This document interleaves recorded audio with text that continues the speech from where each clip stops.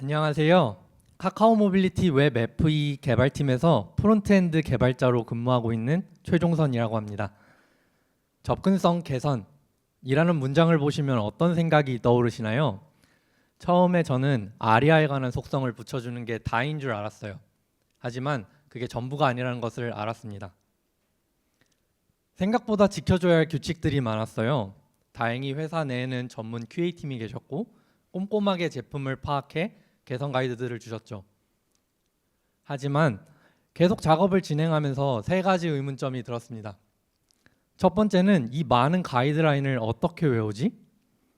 두 번째는 내가 받았던 가이드는 다른 동료에게는 어떻게 알려줄까? 세 번째는 기존에 작성되어 있는 코드들은 어떻게 고치지? 라는 의문이 들었습니다. 다행히 제가 고민했던 부분을 해결해 줄 수 있는 ESLint 플러그인이 있었습니다. ESLint 플러그인 JSX-A11Y는 웹 준수 사항에 위반된 마크업을 작성하면 에러로 표시해주는 플러그인입니다. 하지만 해당 플러그인에는 저희 팀에서 정한 그라운드 룰이 없었어요. 또한 팀 내에서 이모션 스타일들을 사용하고 있었는데 이모션 스타일들을 사용하고 있는 부분에선 에러를 내지 않고 있었습니다. 그래서 해당 발표에서는 ESLint 플러그인 JSX-A12Y 기반으로 팀 내 최적화된 접근성 플러그인을 만들고 발전시켜 나간 내용을 설명드리려고 합니다.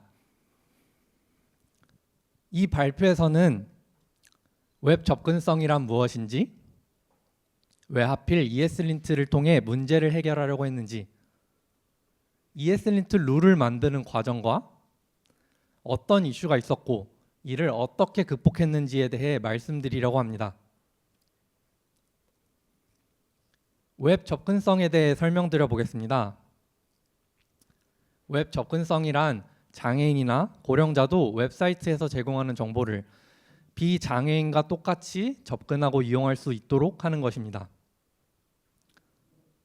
고령자나 장애인은 4가지 보조과학 기술을 사용하여 웹 브라우징을 합니다.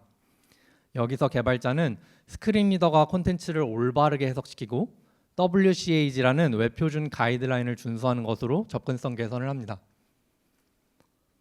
예를 한번 들어볼게요. 여기 이 버튼을 눌렀을 때 다이얼로그가 뜬다고 가정해 볼게요. 버튼 코드는 이렇게 작성되어 있었습니다.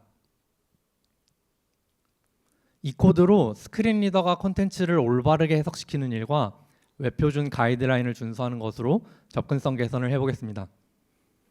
먼저 스크린 리더가 콘텐츠를 올바르게 해석시키는 일은 이렇습니다. 이 코드로 스크린 리더를 실행하면 이렇게 읽어줍니다. 스크린 리더를 사용하는 사용자는 이 버튼을 눌렀을 때 다이얼로그가 나오는지 모릅니다. 그래서 아리아 해즈 팝업을 활용하여 다이얼로그가 나오는 버튼이라는 것을 알려줄 수 있어요. 이렇게 되면 스크린 리더는 이렇게 읽어줍니다. 또한 버튼의 값이 변경되었다면 스크린 리더기에 알려줘야 되기 때문에 aria live assertive를 넣어 알려줍니다. 이번엔 웹 표준 가이드를 준수해 볼게요. 웹 표준 가이드의 3.2.5.1.5 프레이징 컨텐츠를 보면 이런 말이 나옵니다. 이 말을 저희에게 친숙하게 바꾸면 이렇게 바뀝니다. 인라인 엘리멘트의 자식으로는 인라인 엘리멘트만 올 수 있습니다. 원래 코드는 버튼의 자식으로 p 태그가 왔기 때문에 웹 표준 위반입니다. 따라서 이렇게 p 태그를 스팬 태그로 바꿔 가이드를 준수할 수 있어요. 앞서 개발자는 접근성 개선을 하기 위해 스크린 리더가 콘텐츠를 올바르게 읽고 있는지와 웹 표준 가이드라인을 따른다고 하였습니다. 웹 표준 가이드라인을 보시면 정말 수많은 규칙들이 있습니다. 처음 이 많은 가이드를 보고 3가지 생각이 떠올랐어요. 첫 번째는 이 많은 가이드라인을 어떻게 외워야 할까? 문서화로 해결할 수 있는 문제일까? 두 번째는 내가 받았던 가이드를 다른 동료에게는 어떻게 알려주지? 기존에는 슬랙과 문서로 소통하며 접근성 작업을 진행하고 있었는데 만약 새롭게 합류하시는 분이 계시다면 이 모든 내용을 숙지하실 수 있으실까? 세 번째는 기존에 작성되어 있는 코드들은 어떻게 고치지? 내가 이 많은 규칙들을 기억하면서 실수 없이 접근성 작업을 할 수 있는 걸까? 처음에는 이 세 가지 의문을 해결하기 위해 테스팅이라는 주제가 머릿속에 떠올랐습니다. 각각의 마크업을 확인해 규칙에 위배된 코드를 에러로 표시해 줄 수 있을 것 같았거든요. 그렇게 스토리북과 제스트가 떠올랐습니다. 스토리북에서는 애드온으로 접근성을 확인해 줄 수 있는 툴이 있었고, 제스트에서도 마찬가지로 라이브러리를 통해 마크업 요소를 확인해 줄 수 있는 툴이 있었습니다. 하지만 결론적으로 이 두 개의 라이브러리는 치명적인 단점이 있었어요. 특정 환경에 올리는 고통, 이미 작성되어 있는 코드들을 전부 특정 환경에 올려야만 했습니다. 접근성 개선은 새롭게 작성되는 코드뿐 아니라 기존 작업들도 함께 이루어져야 했습니다.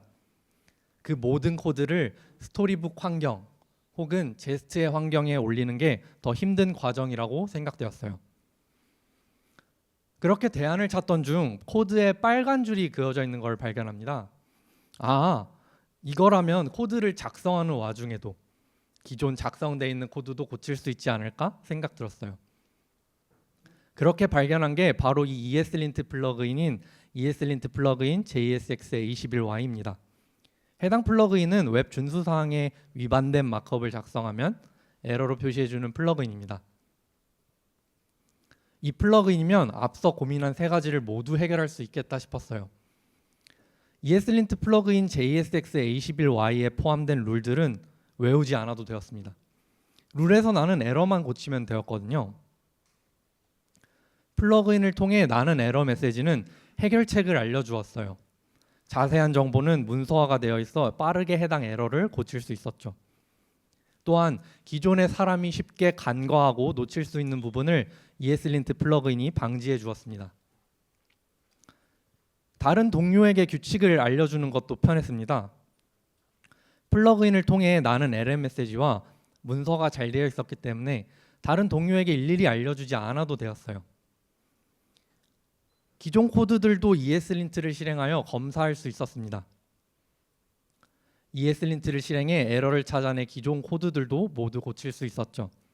혹시라도 ESLint 실행을 까먹더라도 빌드 설정에 의해 에러가 있다면 빌드를 멈춰 프로덕션에는 개선된 작업을 배포할 수 있었습니다.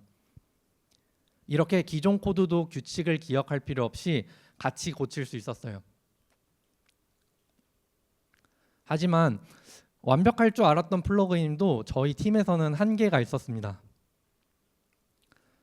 첫 번째 한계는 가이드에 해당하는 룰이 없는 경우였습니다. 룰이 없는 경우는 해당 플러그인을 사용하더라도 문제가 원점으로 돌아가게 되었죠.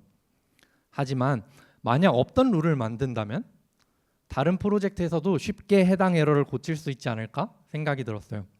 그렇게 된다면 팀 컨벤션이 되어 같은 팀 동료도 새롭게 합류하시는 분도 접근성 작업을 편하게 할 수 있으리라 생각했습니다. 두 번째 한계는 팀에서 이모션 스타일들을 사용하고 있었는데 이 부분에서는 에러를 내지 못하고 있었어요. 해당 케이스로 꽤 많은 상황에서 에러를 내지 못하고 있었습니다. 저희 팀에서는 10개가 넘는 레포지토리에서 각각의 서비스의 코드가 관리되고 있었어요. 각각의 서비스 환경에서는 공통적으로 이모션 스타일들을 사용하고 있었죠. 이 모든 서비스의 개발 환경을 바꾸는 건 너무 많은 리소스가 들어간다고 판단했습니다. 그래서 해당 플러그인이 이모션 스타일들을 지원하게 된다면 더 편하게 이 플러그인을 사용할 수 있으리라 생각했어요.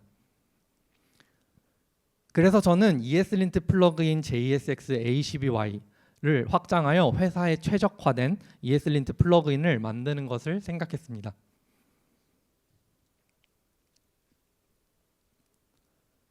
ESLint 플러그인 JSX-A11Y에서는 앞서 봤던 웹표준 가이드라인이었던 인라인 엘리먼트의 자식으로는 인라인 엘리먼트만 올 수 있다는 룰은 없었습니다. 그래서 한번 직접 만들어 보았습니다. 플로우는 이렇습니다. 먼저 모든 엘리먼트를 가져옵니다.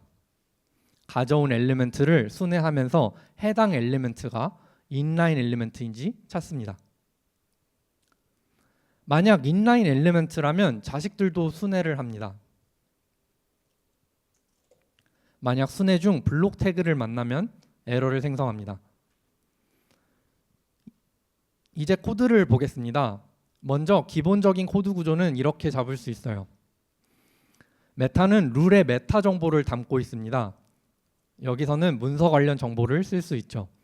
URL은 문서의 URL, 디스크립션은 이게 어떤 룰인지에 대해서 정확하게 알려줄 수 있습니다. create로는 실제 동작하는 룰을 만들 수 있어요. 인자값으로 컨텍스트를 받습니다. 컨텍스트는 현재 읽고 있는 파일의 정보, 파서의 옵션, ECMA 버전과 같은 정보를 담고 있습니다. 그럼 앞서 말씀드렸던 플로우를 토대로 룰을 만들어 보겠습니다. 모든 엘리멘트를 가져오는 코드는 이렇게 create의 return 값을 사용하면 됩니다. return의 값 중 AST를 선택자를 키 값을 가진 함수를 선언하면 됩니다. 여기서 모든 엘리멘트를 가져오기 위해 JSX 엘리멘트 선택자를 사용하였습니다.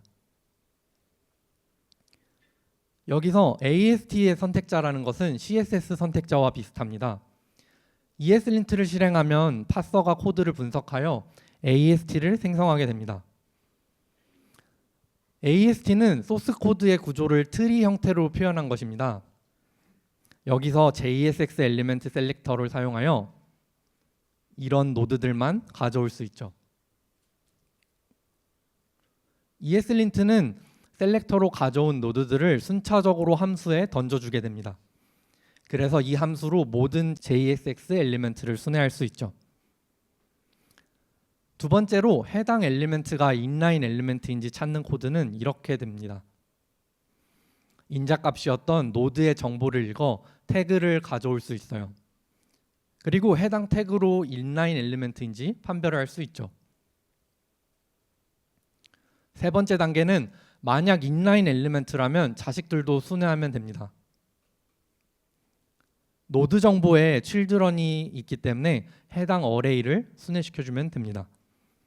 그리고 마찬가지로 자식들의 태그 정보도 불러올 수 있죠.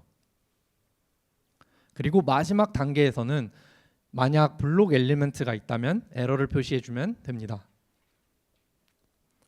여기서 context.report를 하면 에러가 생성됩니다. 노드의 정보에 라인과 콜룸에 대한 정보가 있어 빨간 줄을 그리게 할 수 있어요. 그리고 메시지는 이 에러가 어떤 에러인지 알려줄 수 있습니다. 그럼 이렇게 인라인 부모에 블록 자식이 온다면 에러를 표시해 줄 수 있습니다. 근데 여기서 문제가 하나 발생합니다. 저희 팀에서는 이모션 스타일들을 사용하고 있었는데 다음 코드에서는 에러가 나지 않고 있었어요. 이 코드는 분명 인라인 부모의 자식이 블록 엘리멘트임에도 불구하고 에러를 표시하지 않고 있었습니다. 이 코드가 에러를 표시하지 않았던 이유는 JSX 엘리멘트로 가져왔기 때문입니다. 태그 이름이 styled.temp라고 찍히게 되어 이게 블록 엘리멘트인지 인라인 엘리멘트인지 판별을 못하고 있었죠. 그래서 이 문제를 해결하기 위해 추가적인 프로세스를 만들어 주었습니다. 해당 파일 내에서 스타일드로 선언된 아이들을 모아주고 변수의 이름을 키값으로 가진 태그를 저장합니다. 만들었던 실제 룰이 실행될 때는 노드의 태그가 저장소에 있는지 확인합니다. 여기서 버튼은 저장소에 없기 때문에 그대로 룰에 넘겨줍니다. styled.temp는 저장소에 있기 때문에 노드의 태그를 변경해 줍니다. 이제 변경된 노드로 룰을 실행합니다. 룰 실행이 끝났다면 변경했었던 노드의 태그를 원래대로 복구시켜 줍니다. 그럼 이제 앞서 말씀드렸던 프로세스를 토대로 구현한 코드를 보겠습니다.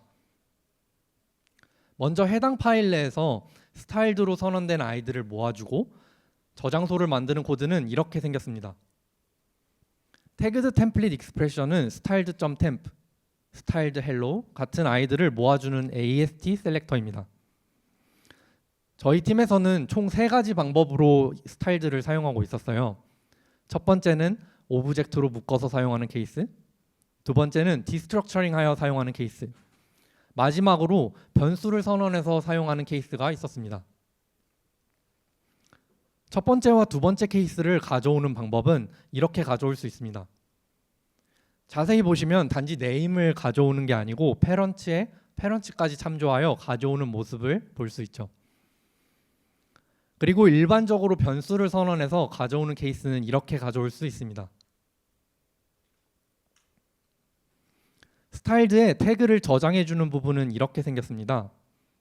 여기서 두 번 저장해주는 이유는 디스트럭처링을 하여 사용하는 케이스가 있기 때문에 그렇습니다. 이 경우에는 디스트럭처링된 템프만 저장해주고 있고, 아래의 경우에는 styled.temp 혹은 변수로 선언된 것을 저장해줍니다. 이렇게 되면 이제 이 코드를 실행하게 되면 이렇게 스타일드를 가져와 태그를 저장할 수 있습니다. 그 다음 작업인 styled components를 원래 태그로 변환하여 실제 룰을 실행하는 코드는 이렇게 생겼습니다.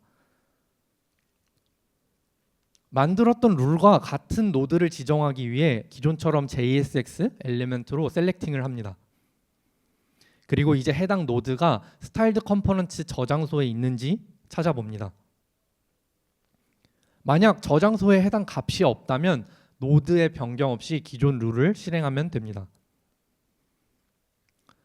만약 저장소에 해당 값이 있다면 이제 노드의 태그를 저장소에 있는 태그로 변경을 해줍니다. 그리고 룰에 던져줄 노드의 인터페이스를 맞추면서 태그만 변경해주면 됩니다. 룰 실행이 끝났다면 원래대로 노드를 변경시킵니다. 이제 styled components를 사용하는 코드에서도 에러를 표시할 수 있습니다. 그리고 마찬가지로 styled components를 사용하고 있지 않은 코드에서도 에러를 표시해 줄 수 있죠.